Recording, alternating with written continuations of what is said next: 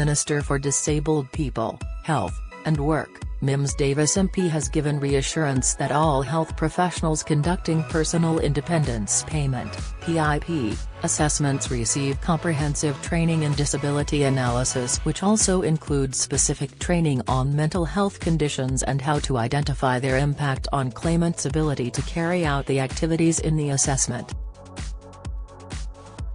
The DWP minister gave the written response this week after SNP MP Angela Crawley asked what steps the DWP has taken to ensure that PIP assessments accurately assess claimants with mental health issues. Ms Davis explained how PIP assessment criteria was developed over a decade ago in conjunction with independent health, social care, and disability experts. She added, "Our assessment providers have mental health function champions, MHFC, to support assessors when reviewing evidence and provide advice to DWP case managers. MHFCs are specialist practitioners who have at least 2 years of post-registration clinical experience in a mental health or learning disability role." Ms Davis also said, "No assessment has been made of the potential mental health impact of PIP assessments, although customer experience is something that is continually monitored. It would be extremely difficult to objectively separate the specific impact of assessments on mental health from other contributory factors." How to prepare for any type of PIP assessment. If you are invited to attend a PIP assessment, as part of a new claim or an award review, it could be in person, over the phone or by video call. Successful PIP claimants could receive between £28.70 and £184.30 every week, as PIP is paid every 4 weeks. This amounts to between £114.80 and £737.20 every pay period. It's important to be aware that Adult Disability Payment (ADP) has replaced PIP for new claimants living in Scotland. Existing PIP claimants will be transferred to the devolved payment by the end of 2025 in a staggered approach. Nobody needs to apply for ADP and there will be no break in payments. However, the consultation process is slightly different and face-to-face assessments will only take place if necessary or at the request of the applicant. Find out more here. PIP and Adult Disability Payment Rates 2024-25 Daily Living Component Enhanced, £108. 55 Standard, £72.65 Mobility Component Enhanced, £75.75 Standard, £28. 70 What is a PIP assessment? The PIP assessment is an opportunity for you to talk about how your condition affects you. It's not a diagnosis of your condition or a medical examination. The DWP will take into consideration evidence from the assessment to decide if you should be awarded PIP. A health professional will carry out your assessment, write a report and send it to the DWP decision maker. Talking about how your condition affects you. A helpful guide on the Citizens Advice website says that you should be prepared to talk about how your condition affects you even if you've already detailed it on your PIP evidence form, the PIP-2 document.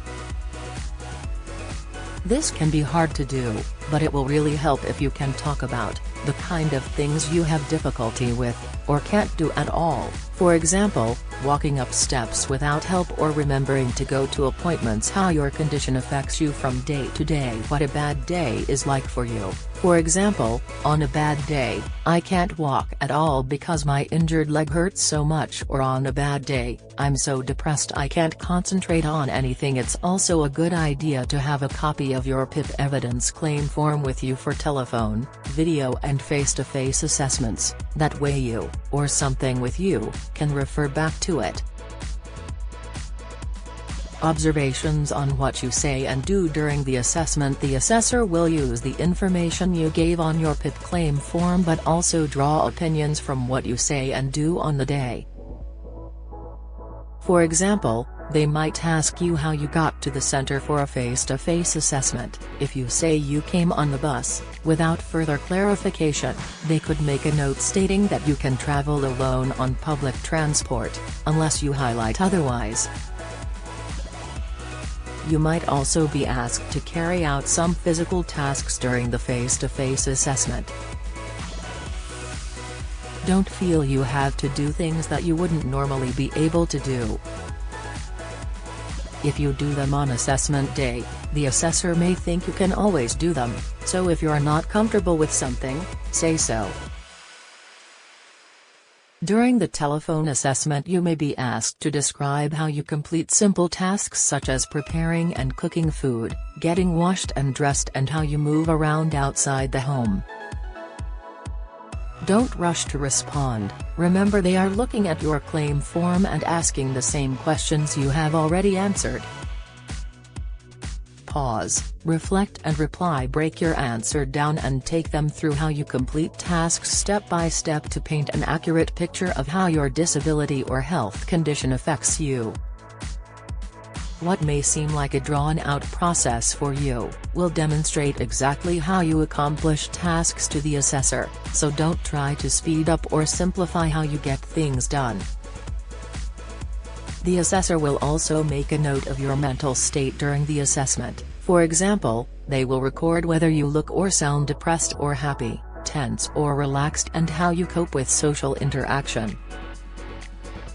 Things to remember during the assessment: don't let the assessor rush you and try not to just answer yes or no to their questions. Always try to explain how doing something would make you feel afterwards and the impact it can have on you if you had to do it repeatedly in a short period of time. You can have someone with you while you do the assessment over the phone, on the video call, or in person. Just remember to put the call on loudspeaker and advise the assessor who is with you.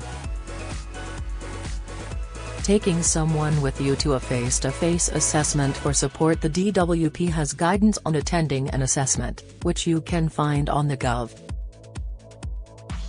website here. You can take someone with you into the actual assessment if they are 16 or over. This could be anyone who makes you feel more comfortable, like a friend, relative or carer. If you want, they can take part in discussions and make notes for you. Before going to a face-to-face assessment, check with your assessment provider that your assessment center has everything you need. If it doesn't, you can ask for it. This can help make you feel more comfortable on the day. Here are a few examples. Ask if you will have to go upstairs, and if there's a lift that can accommodate a wheelchair if you need one. Ask how roomy the center is if you get anxious in enclosed spaces. If the rooms or corridors are small, tell them this could make you anxious and see what they can offer you. Ask for an interpreter or signer if you need one.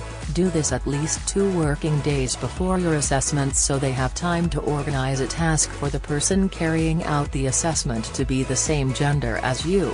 If that's important to you, ask if you can make an audio recording of the assessment. You must do this 3 days before your assessment and ask your provider about the rules for using recording equipment. Get the latest record money news. Join the conversation on our Money Saving Scotland Facebook group for energy and money saving tips, the latest benefits news, consumer help and advice on coping with the cost of living crisis. Sign up to our Record Money newsletter and get the top stories sent to your inbox daily from Monday to Friday, including a special cost of living edition on a Thursday. Sign up here. You can also follow us on X, formerly Twitter, at @recordmoney_ for regular updates throughout the day. New: get our money news alerts on your phone by joining our daily Record Money WhatsApp community. Changing the venue: if the location of your face-to-face assessment is more than 90 minutes away by public transport and you have difficulty traveling long distances, you might be offered an alternative location or home visit. Again, refer to the newly published guidance as it includes travel restriction advice for Scotland, England, and Wales. Join our daily Record Money WhatsApp community here to receive alerts on the latest money news from benefits to shopping deals.